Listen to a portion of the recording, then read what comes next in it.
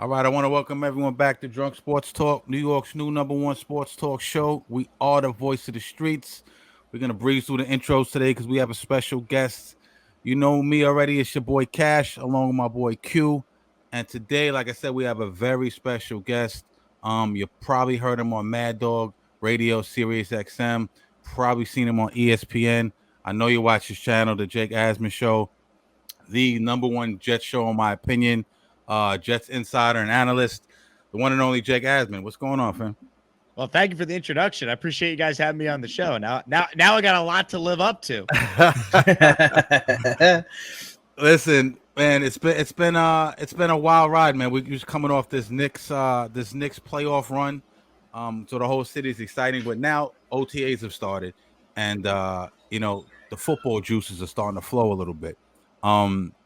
We cover the Giants and the Jets, so we figured who better to talk to about the Jets than Jake Asman. But how I want to start it off is this year, I look around and I'm saying it's got to be all chips into the middle of the table. Push all chips into the middle of the table. And Rodgers is a little bit older. He's coming off the Achilles.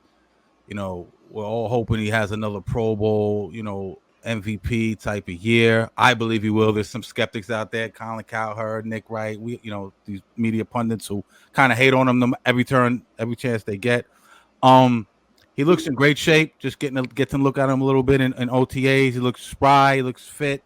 What's your opinion on Rodgers this year? And also, what is your opinion on the ceiling for the Jets? Is it Super Bowl or bust, or will the AFC East division title and a playoff run be sufficient? Well, I think the two are kind of connected, right? Like they can't be a playoff team. They certainly can't be a Super Bowl team unless they're getting that version of Aaron Rodgers that you're talking about. Now, I don't know if he's the MVP of the league. I don't know if that's fair to put that expectation on him coming off this injury at his age, but I'd be shocked if he's not still very good, if he's not a top 10 quarterback in the league. He's Aaron Rodgers. Like the arm still works.